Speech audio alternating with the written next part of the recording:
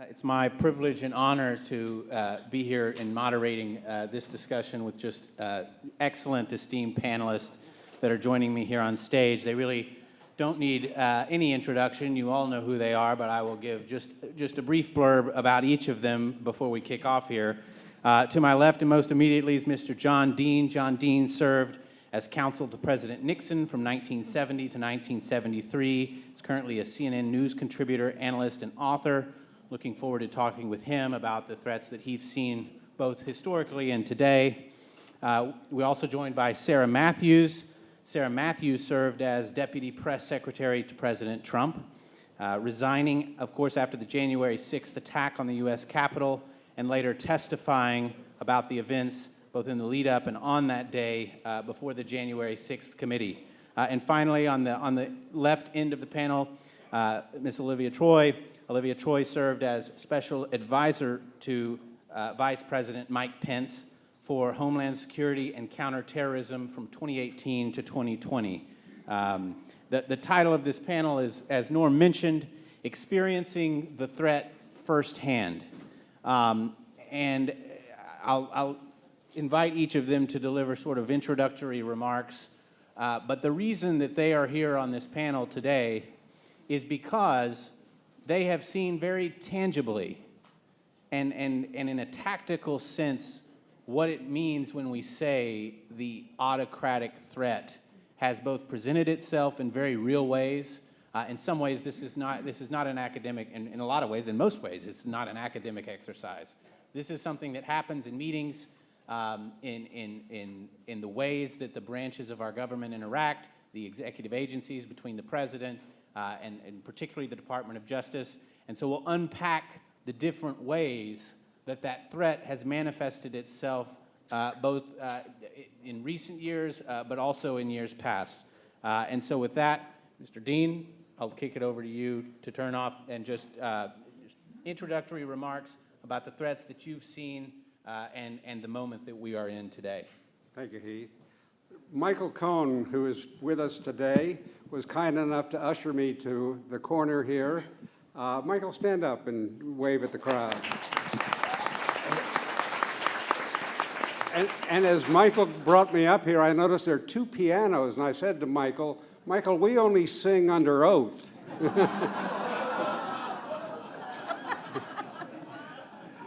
When Norm said, John, I've got a topic for you, I think you've got some expertise, I said, Norm, hearing the topic, I think you're right, I do have some expertise. In fact, it's been roughly 50 years, over 50 years now, since I spent a week in June reading 60,000 words that Bob Woodward would later describe as, John, you went and exploded yourself in front of the U.S. Senate and took Richard Nixon with you.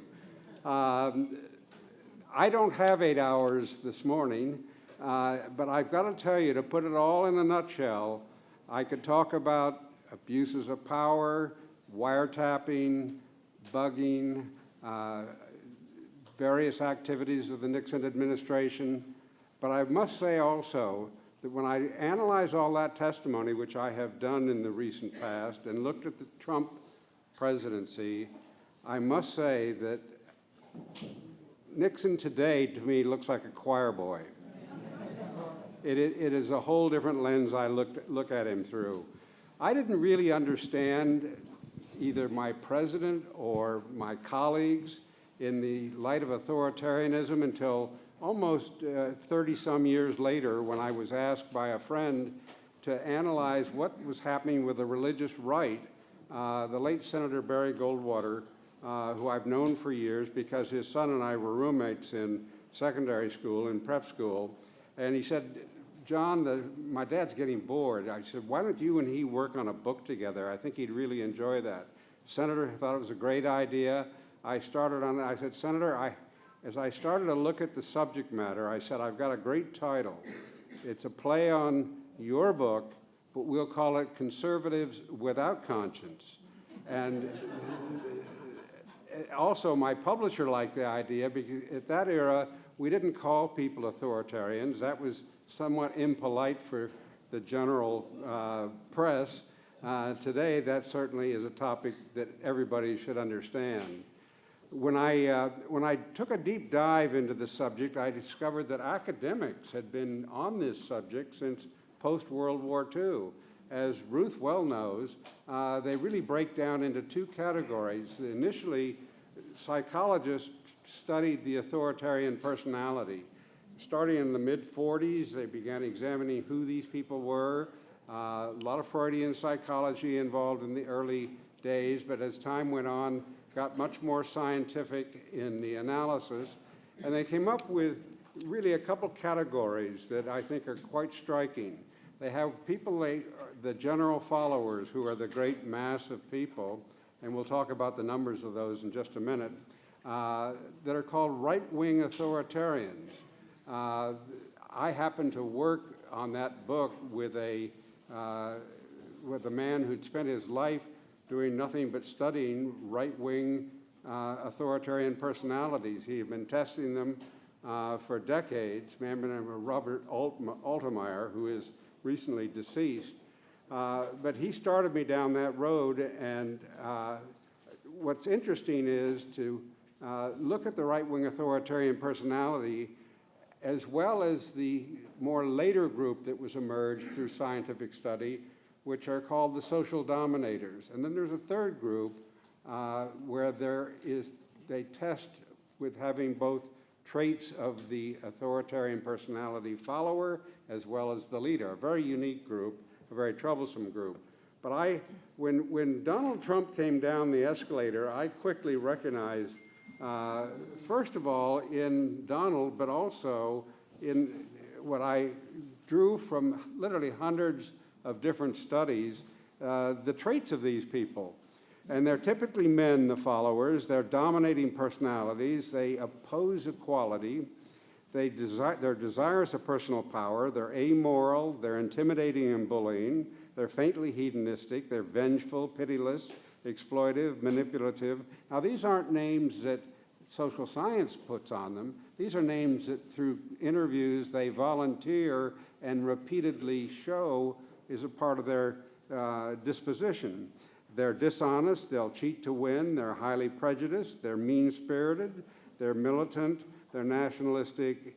They tell others what they want to hear, they take advantage of suckers, and they specialize in creating a false image to sell themselves. Those are the so-called right-wing authoritarian followers.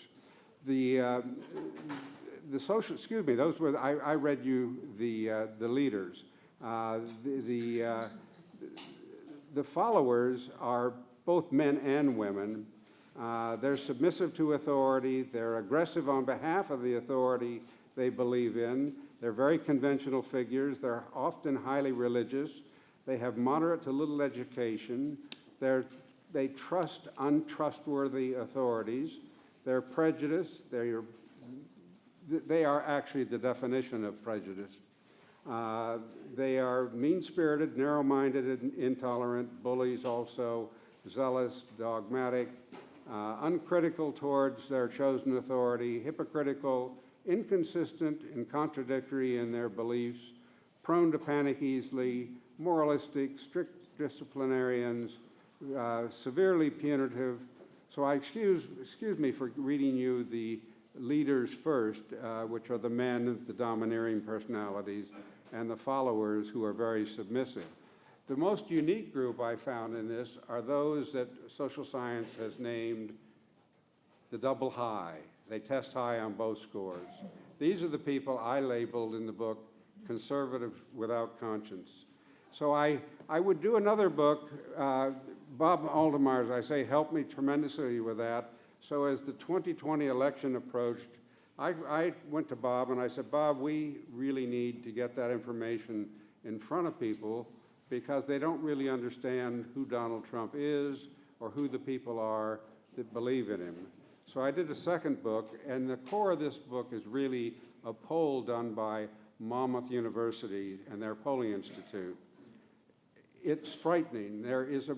We skewed somewhat to get the base and understand the base, but about 40% of the people polled came up as clearly authoritarian personalities in a national population study. The Pew Institute has put that number somewhere between 30 and 40, depending often on the poll. They are out there, and if I leave no message today other than one, please understand, these people don't change.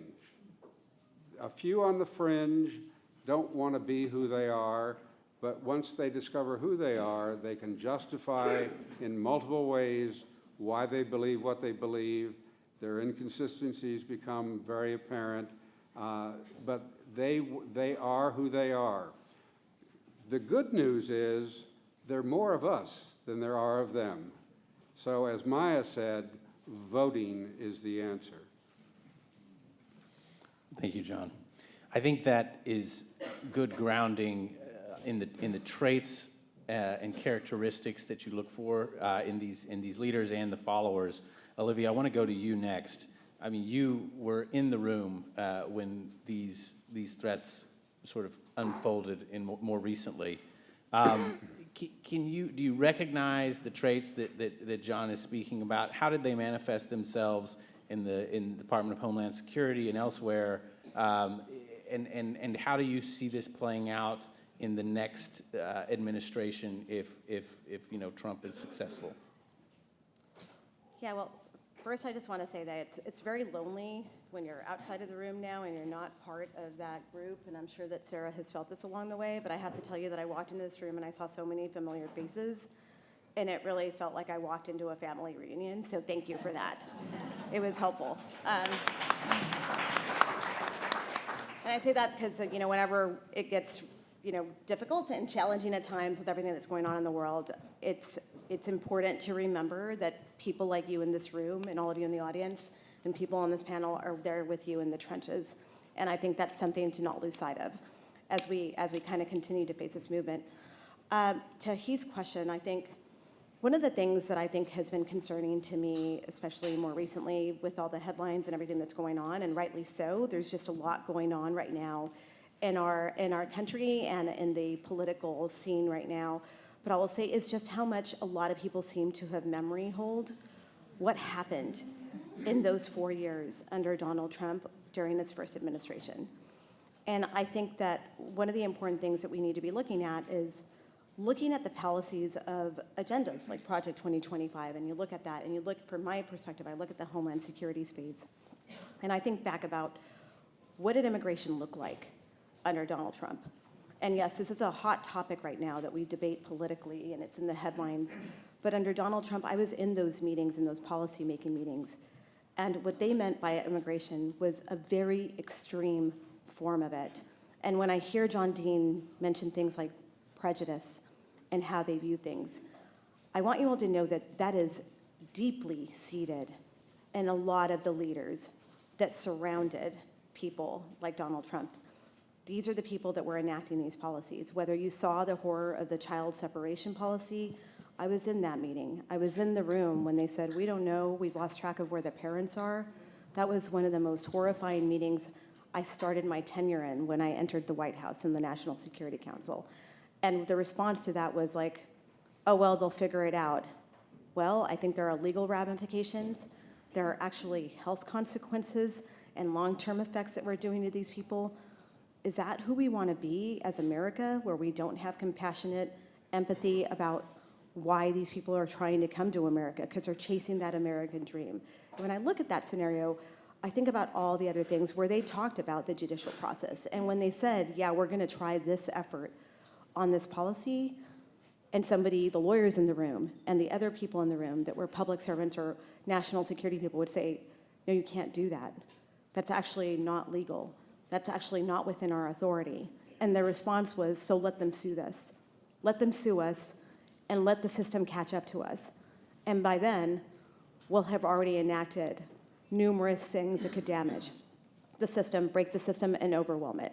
And so whether it was things of working issues like the travel ban, as it was known, and looking at that list of countries and being bullied consistently on an everyday basis, and I'm talking about sitting in meetings face-to-face with people like Stephen Miller, whose name you know, where I had to go to bat with him directly for the intelligence community and say, I'm sorry, our assessments don't support what you're saying, and we won't budge on this growing list of countries that you're using for political purpose while you try to politicize intelligence community efforts from a community that has spent hours and hours coordinating, trying to figure out how we navigate this. And in addition to that, you're also hurting our national security. You're hurting our national security standing on the world stage as well, because you're not thinking about the repercussions of what's happening here globally and how foreign governments are looking at us, how our partners are looking at us, how our counterterrorism partners are looking at this, and what it means for those relationships with them.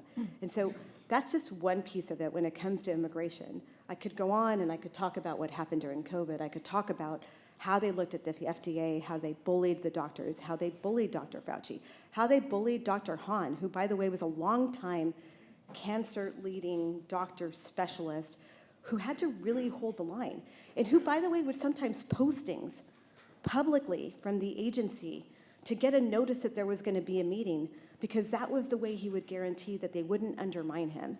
Or when the CDC would call and say, hey, we just got to give out guidance to doctors across the country right now during a massive pandemic.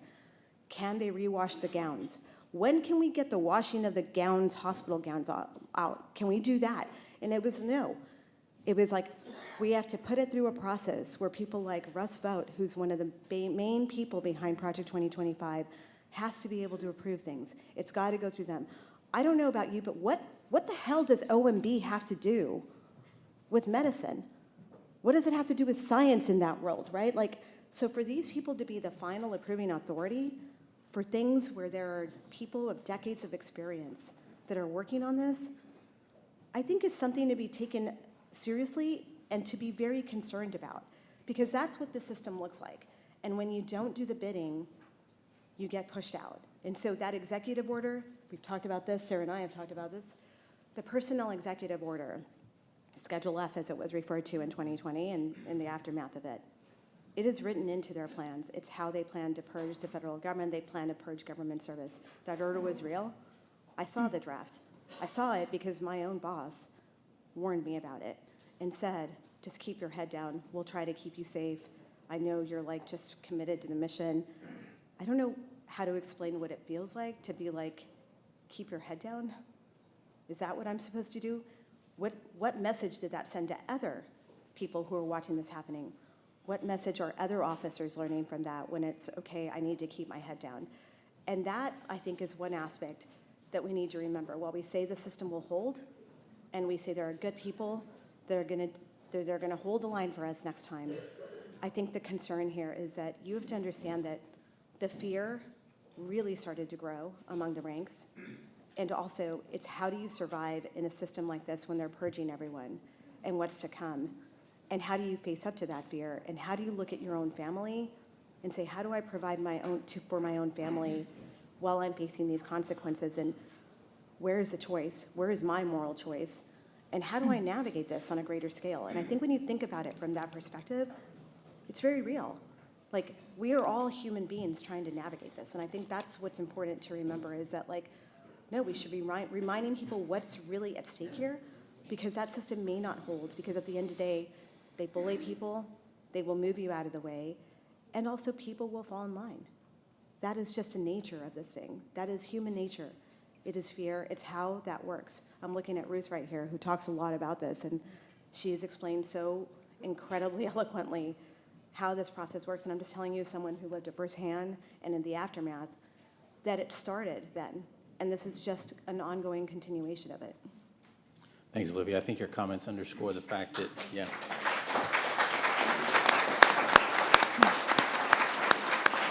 I think that really, when we think about the authoritarian, the autocratic authoritarian threat, we have the Constitution, we have the rule of law, we have procedures and institutions that we think will hold, but ultimately a lot depends on the character of the leaders. In the gaps of those institutions, in the gaps of those norms, it really, at the end of the day, we rely on leaders like Olivia, like John, like Sarah, to stand up in those gaps and say, wait a minute, guys, what are we doing here? Because, I mean, I think about, for the folks on the live stream, the thing that we will hear, that you hear in response to this panel is, well, that's just the deep state. No, that's the one we hear. That's insubordination to talk about the Constitution and the rule of law, caring about these norms. That's insubordination. Why are you doing that? And to that, I think it's important to raise that argument because it proliferates so widely out there. And the point is that every person in our government, from the president on down, swears an oath to the Constitution, to uphold the Constitution, to uphold the rule of law, that no one is above or below the law. And that's important. And you don't get to run the government with people who don't swear that allegiance and don't commit to those same values. So thank you, Olivia, for raising that. And before turning to Sarah, I mean, we've talked about the historical example of the threat. Olivia, you talked about sort of the day-to-day sort of machinations of government, how it presented itself in those meetings. But obviously, the main threat that we're all most acutely aware of and most voters are aware of is what happened on January 6th. The attempt to directly overthrow the lawful result of our elections, to cast doubt on the result. Sarah, you were right in the thick of this as it was unfolding in the government, in those rooms, when decisions were being made about what statements to put out. You saw it all unfold. Walk us through how you see this threat in a second administration. Could we be sitting right back where we were on January 6th again if we go in this direction? Curious what your thoughts are. Yeah, I'm often asked about what I think the next 4 years would look like if Trump were to get a second term. And what I say is that he already showed us at the end of his first term. What we saw was a man who would do anything to cling to power and did not care for the rule of law. He did not care about the Constitution. He's even said in the last several months that he thinks we should do away with parts of the Constitution. And you know, I went to go work for Donald Trump, not because he was the dream president I envisioned, but because I believe in public service. And so at 25 years old, when I was offered a position to be a deputy press secretary in his White House, I took the opportunity, but I was there to serve the American people, not serve this one singular man. And I obviously broke with him on January 6th, and people asked me, well, what was the moment you knew you were going to break with him? And it was a slow burn inside me that started in the lead up to the election, and then obviously on election night when we saw that he lost. But even in the lead up to the election, we saw him casting doubt on what the results may be. He was saying that mail-in voting was fraudulent. And I think it's because he saw the writing on the wall. He saw that he might get beaten by Joe Biden, a candidate that he perceived weak. And so in his mind and his ego, he couldn't handle that. And so he wanted to try to make sure that there was some gray area, that if he did lose, that there would be an explanation and he could have an excuse. And then on election night, we all saw him go out and claim victory at 2 or 3 a.m. I was in that room when I watched him walk out and claim victory. And I was somewhat shocked, but also at the same time, I had become accustomed to that's who Donald Trump is, that he can't accept defeat because being a loser in his mind is the worst thing possible. And so it was from then I knew on election night that we lost. I saw the way that Georgia was trending. There were so many people in the White House, though, who were saying, oh, no, we're going to wake up tomorrow. Things might be different. And I knew that we had lost.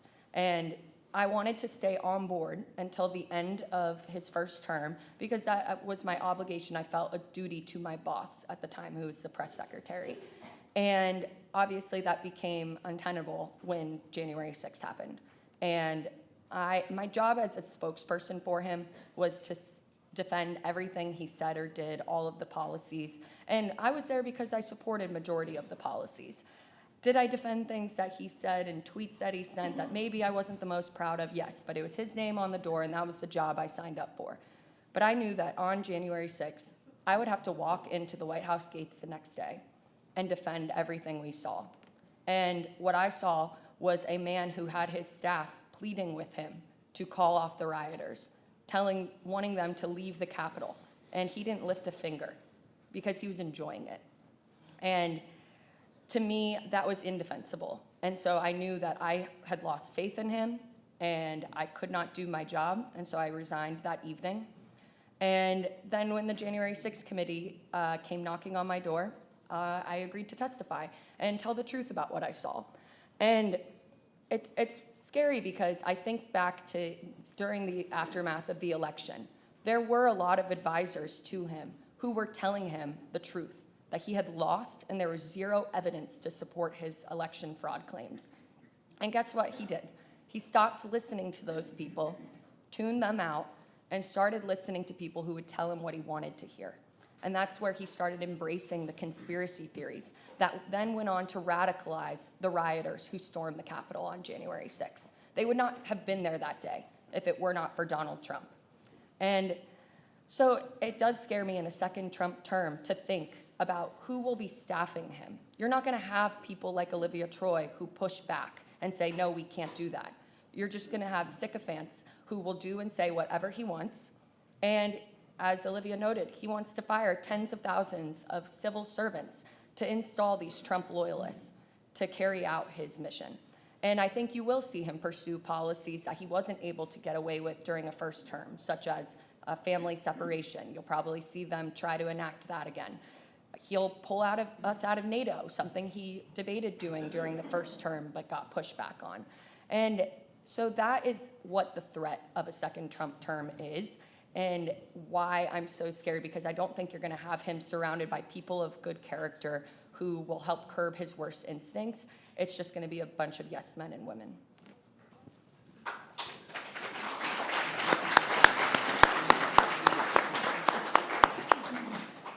So I think we've unpacked sort of the internal threats, the various ways that it presents.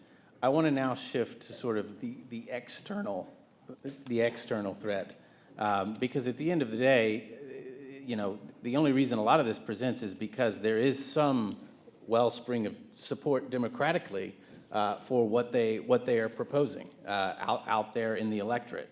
And John, I wanted to come to you on this because I think that there's been an interesting Monmouth poll that just came out recently that you had some work in on July 11th is when it came out. So just hot off the presses here, that details exactly what voters feel about some of these autocratic tendencies, like distrust of the election results, using the courts to explicitly target and go after your political enemies, attacking judges and other institutions and questioning whether we should even retain them. These are autocratic impulses that in this room we're here to sort of say, obviously this doesn't represent what America needs to be, but I think the point of these polls and what we see in obviously in recent election results is that our democracy, our republic, is vulnerable in some ways to democratic support for these authoritarian and autocratic initiatives. Can you say a little bit more about that poll and make sure we all know what it is? As I said, the centerpiece of the book I did for 2020 was the Monmouth poll, which was about 1,100 people, skewed a little bit towards what we assumed was Trump's base. And 6 stunning questions, for example, came back. Are Trump supporters highly authoritarian? Are they ever? Believe it. They're right at the top of the chart. Just no question out there. Can most prejudice be explained by authoritarianism? My collaborator put it in his words, yes, almost totally. How deeply embedded is authoritarianism in America? It's deep and thick, was his answer for that. Anyway, the basis of the poll confirmed and gave us the receipts for the first time that all of his academic work had been tested on a national basis. He was obviously, I told his wife, maybe Bob had felt his work is complete, he could now pass on, because we lost him, as I say, this spring, which is a shame because his expertise is also very vital right now in understanding what's going on. The good news is that Monmouth, and that's spelled, for those of you who don't know, M-O-N, mouth, spell M-O-N-M-O-U-T-H. And just just Google it and go to their polling institute and you'll get their latest July 11th poll. the people, the head at the Polling Institute has continued to ask the authoritarian questions in his polling. There's about 33 to 35% of the responses are clearly authoritarian personalities. Clearly, they're out there. Their minds have not changed. They argue when they're oral polls with the poll taker. They hold their positions. They have all of the inconsistencies. They're able to compartmentalize and disbelieve their own inconsistent positions. It's really quite remarkable. So it's worth your looking at how many are out there. It's about 35% of the population. They're all Trump supporters, and they're not going anywhere. How do you deal with them? You outvote them. I asked my collaborator once, Bob Altmaier, I said, you know, what do we do with these people? He said, John, you got to get them back under the rock where they lived for years, and that way they're not dangerous. They once were embarrassed. Trump sort of authorized them to come forward and be out amongst the general population and be proud of their authoritarian beliefs. But I think it's time to put them back under the rock, frankly.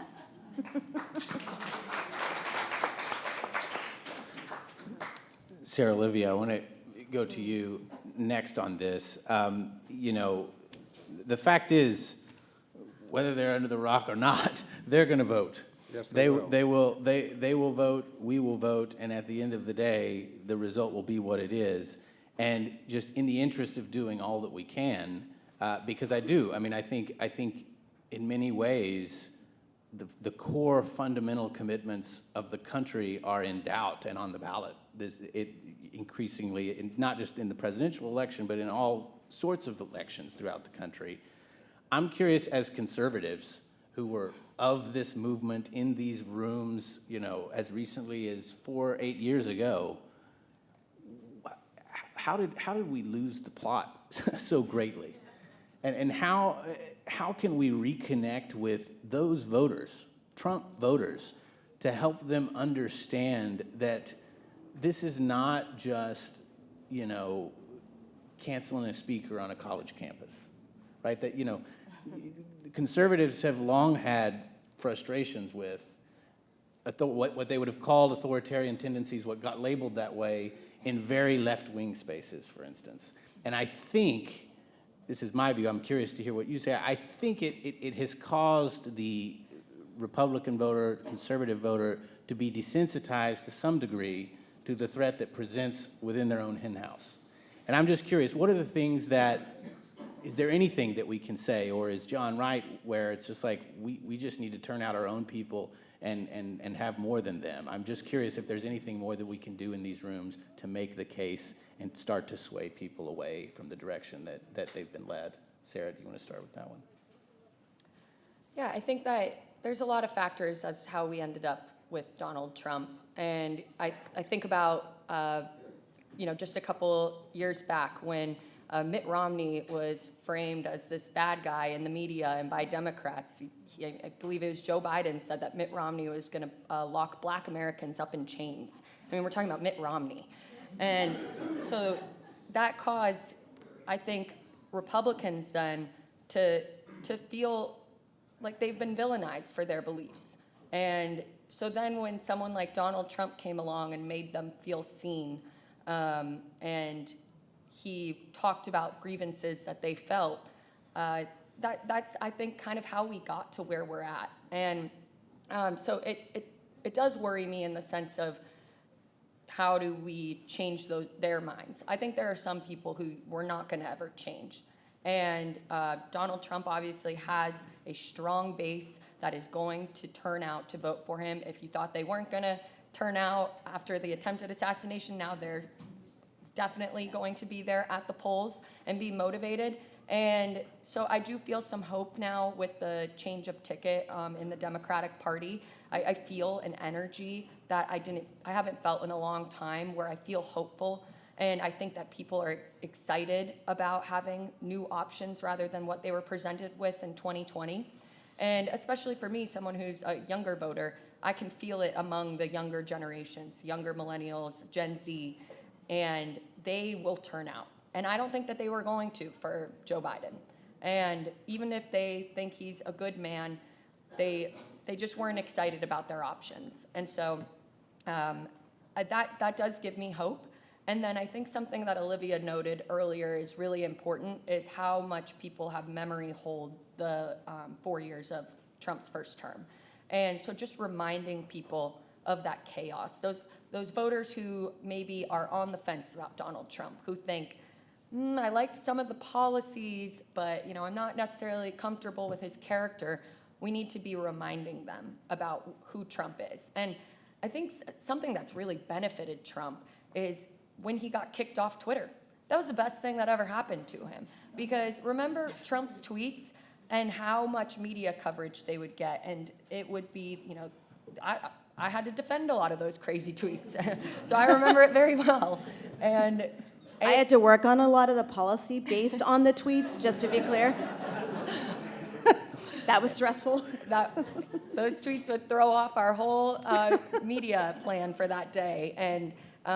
And so anyways, those tweets, though, did garner so much coverage. So people were so aware of what he was saying and thinking. Whereas now, his true social posts don't really get that kind of coverage. And so I do think that people forget. And so we need to be having those conversations with people to remind them, do you really want to go back to that chaos? And I also think that we shouldn't shame or bully those people who are Trump supporters, because you're never going to get them to change their mind if you shame them. All they're going to do is double down. And so we need to be talking with them in a respectful way.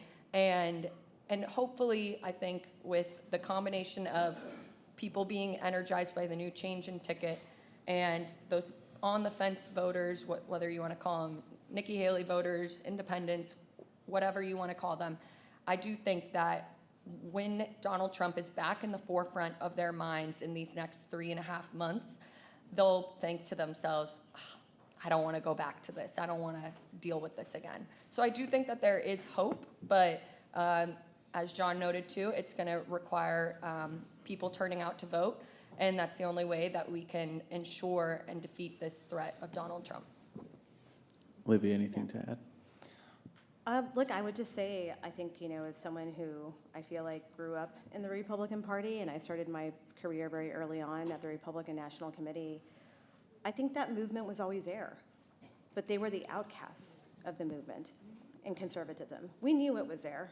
We knew that the extreme ones were there. We would see them show up. We saw CPAC. I saw CPAC develop and kind of, sorry, I'm paranoid with radio, so I'm like, do I need a duck? Like, what's happening? That's where I am in life right now, guys, just so you know. I was like, all right, I'm ready. Where is he? Anyways, whew. But I'm, and I think what happened here, and I think what's so disheartening to me is, I was a Bush appointee with GW. I grew up in Texas.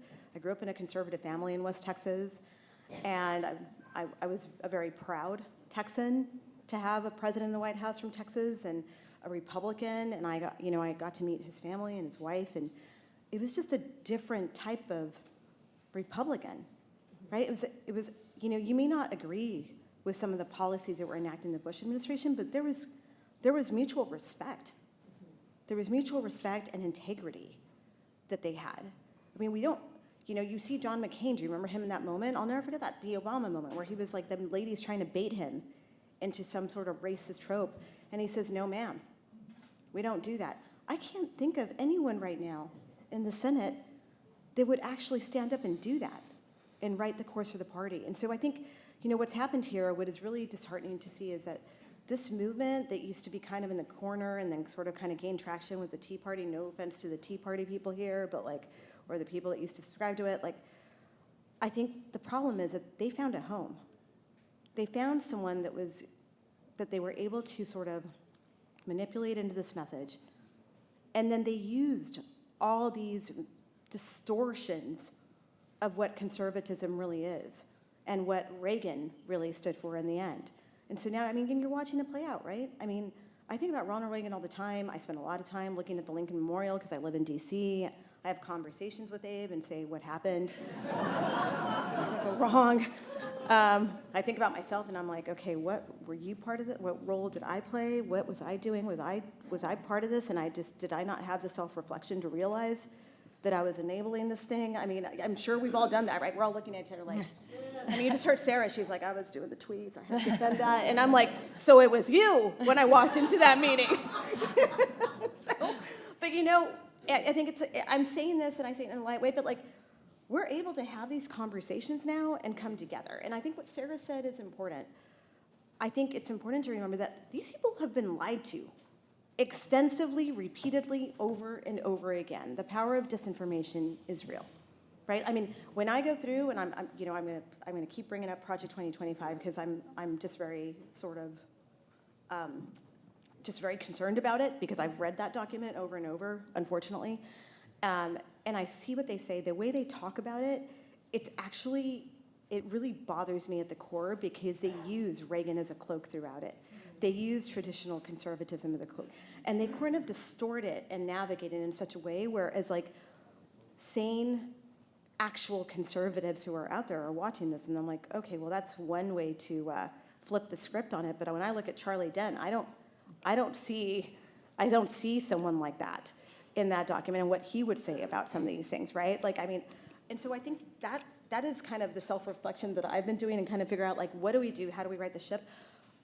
I think when you look at someone who was just elected to be in the VP slot, I think we need to remember that that movement's not going away anytime soon. And it has been emboldened because they found a home. And I think you are seeing people who did not necessarily subscribe to that thinking who are now really pushing those narratives.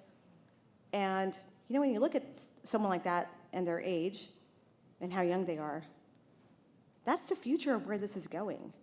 And I personally, I'm just so disheartened and upset by that because I think it's completely damaging to conservatism and true conservatism and how we look at things. I mean, it is damaging to that because I think there is power in having liberals and conservatives coming together. I think it makes the country a stronger place. We should be able to exchange these ideas in this way. But we're not in that environment where it's permitted to have that kind of thing. But, you know, and circling back, like, that's why when you see people and they stick their necks out or they come to the fold and they're like, well, okay, maybe you're right. Maybe that's not well, give me the facts on that. Was that not true? And maybe explain to them, like, I know that you realize you're getting these talking points from these people, but let me show you the reality of how it's impacting the average person. Like, this is what's happening in our communities. If you can have that, bring that person into the fold. But I agree with Sarah. You got to remember, these people have been lied to. And they're just Americans, they're our neighbors, they're in our family. I've got members of my family who are still Trump supporters. They know that I at times have to travel to security. They know that we've received threats. They know that that's very real. But yet, they're also repeating the talking points that they're watching on TV. And they're also saying, did you know that there's this whole, like, pedophile ring? Did you know that you're a part? And I am like, I can't tell you what it feels like because I'm like, let me remind you that my aunt was in the Walmart when they were pushing the great replacement theory and she almost was shot. She's your aunt. She's your relative. And by the way, when that happened, I just want to, when we're speaking about how they view things, I was told in the West Wing when I said, hey, this has happened, it's my hometown, let me explain to you, and let me tell you what the description that I got about the shooter from my aunt. The person said, oh, well, it's a good thing. That person was actually there to kill Mexicans, so your aunt was probably fine. Wow. And I said, well, one, let's just think about the fact that these are human beings and Americans and, like, just people that were put in harm's way. Oh, but by the way, too, I am Mexican. My aunt is a Mexican.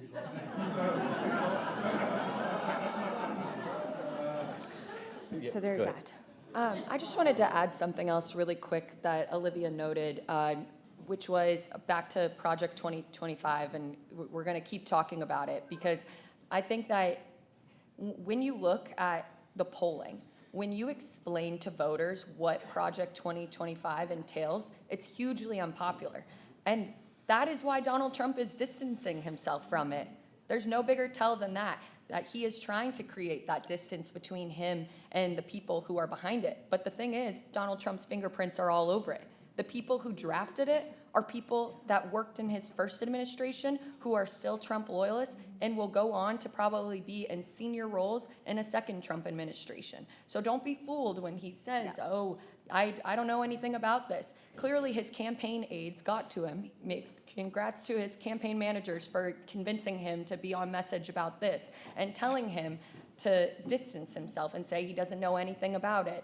But the thing is, we know that his people are behind it, and that this is what a second Trump term would look like, and they've laid it all out for us. And when you explain it to voters, they're not supportive of it. And so that's another way that we can communicate and get that message out there of telling people, hey, no, this is what Donald Trump wants to do in a second term. Thanks, Sarah. Questions from the audience? Yes, right here. You've done a good job commenting about the folks in the Trump constituency, those under the rocks. Could you also comment on another constituency, Christian nationalism, and how that works? They're a little different. Anyone want to Yeah, take? and in many ways, I feel like they have been kind of, unfortunately, I think evangelicals in that constituency has kind of been co-opted into the fold, and they've certainly found a home there to exploit, I think. And what you're seeing is a lot of the messaging that's being pushed here is extreme, more very, white supremacist, to be very blunt, like nationalism, kind of far-right messages that have really taken a hold and a home in this. And you're seeing it definitely in more suburban communities and what's happening here, and definitely in red states. But so yeah, no, I mean, that's a therefore fair point. Do you want to talk about anything else? I would add a footnote to that my work on conservatives without conscience was prompted by the late Senator Barry Goldwater, who was in a very nasty dispute with Jerry Falwell at the time. Some will remember there were some obscenities that flew back and forth between them. The senator told me, he said, John, he said, I've got to get to the base and understand how these people think, because I'm not sure they do think. He said, you can't argue with them because they think they're operating on the Word of God. Yeah. Government won't work that way. And he said, so let's make sure we uncover that in the book. Unfortunately, on working on the book, the senator got ill and would pass before we completed the project. I put it on the shelf, came back years later, and found these massive studies on authoritarian personalities, the social dominators, the right-wing authoritarians, and people like Ruth who historically cover this work.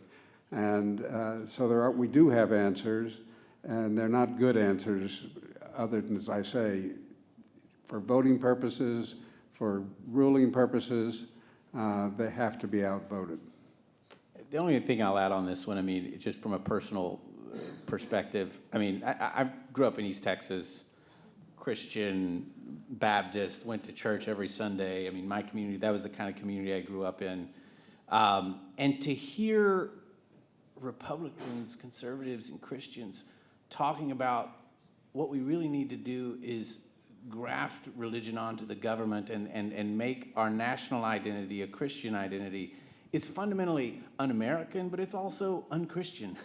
And it's just bizarre to me to hear these folks, I mean, because the conservative movement for a long time was rooted in the fundamental liberties of the Constitution, of the fact that we should have a limited government, that the government shouldn't be telling us how to worship or how to pray at all. So the idea that we flip that concept on its head is just disturbing to me and un-American, and I think more Christians and people of faith of all stripes need to really be kind of raising this and calling out just the complete 180 that a lot of folks have done on this critical question that goes to the core of the country. Yes, right here. Just a quick note for everyone, if you haven't watched Bad Faith, the documentary, it's about Christian nationalism's unholy war on democracy. Very, agnostic, probably the wrong word, but explaining the progenitors and all the sort of antecedents to what is now Project 2025 is badfaithdocumentary.com, and it's a must-watch. Great. Thank you. So right here. We got a mic. I was wondering if you could talk a little bit more about your experience with the relationship between the intelligence community and the folks in the administration who kept trying to politicize it. Sure. I mean, well, one of the things I've never forgotten was when someone sent me some Google articles and she said, here's the information you need for your assessment as you're working on this thing. And I was like, we don't actually, that's not how the intelligence community conducts assessments, but thank you for your input.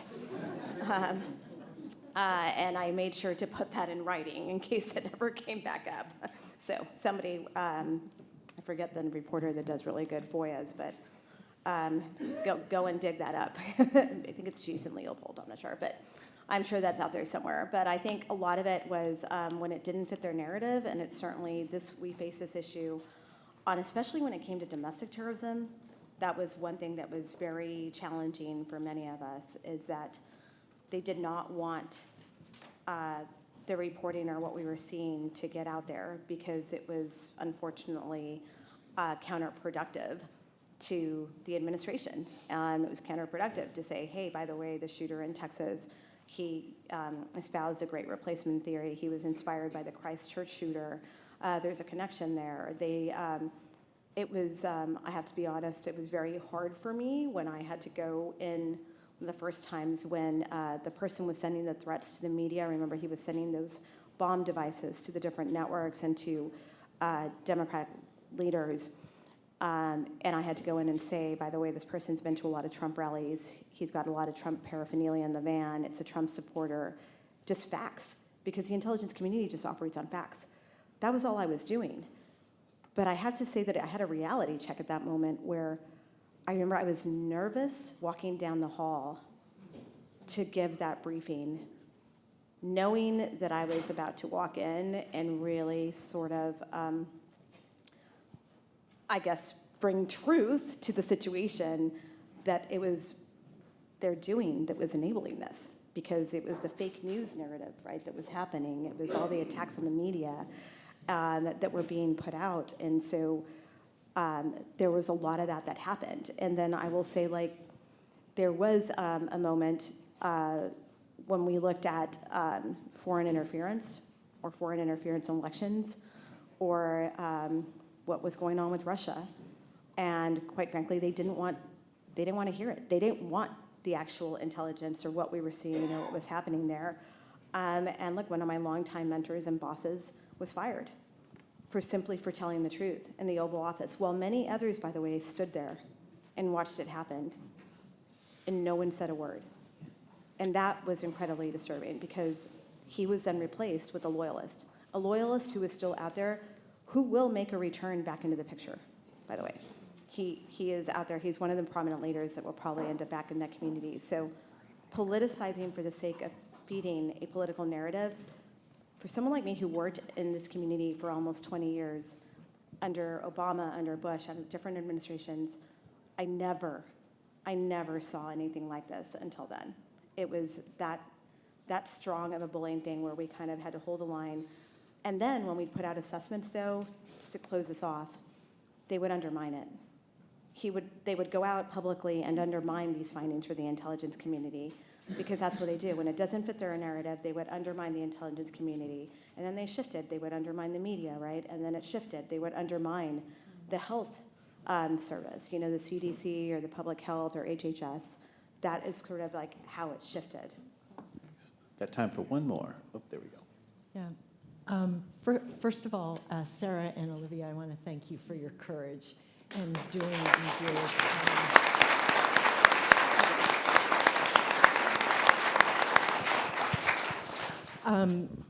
My question for you is, for people who are fed a steady diet of lies,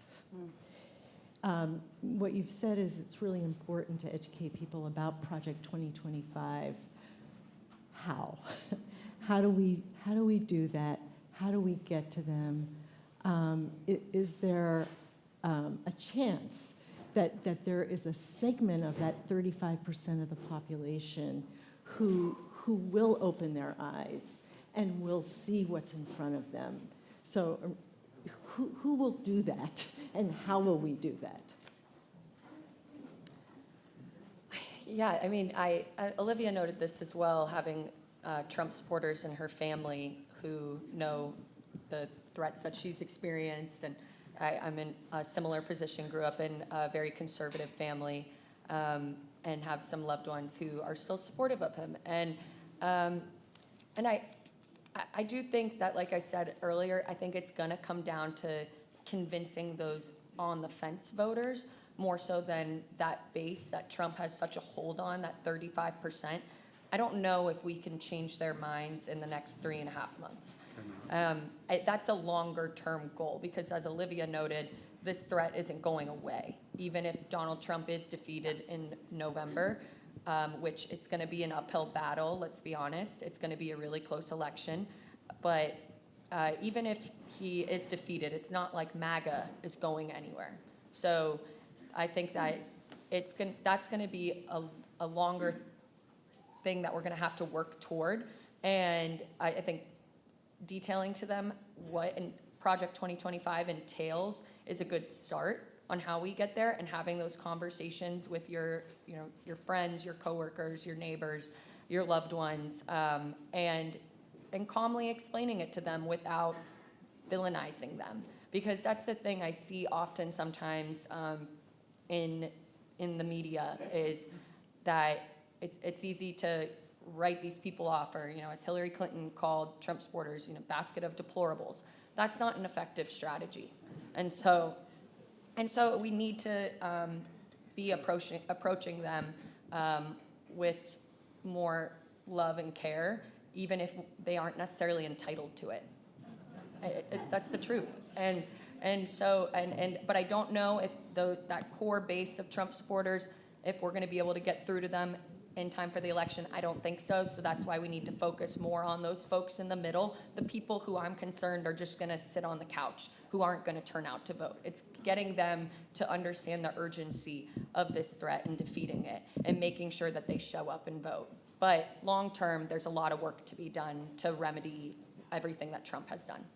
And his enablers, mind you, because we talk so much about Trump, but Yes. the majority of the Republican Party has enabled him and normalized him, and that's why we're at where we're at today. John, any closing thoughts for us? I hate to keep closing on the same note, but I'm really not interested in going to Guantanamo with Norm and Michael, and so I hope everybody listening or Can we share a watching cell? and here will vote. Yes. Keep John out of Guantanamo. All right, thank you, everybody. Thank you to our panelists, and we will let the next discussion come on stage.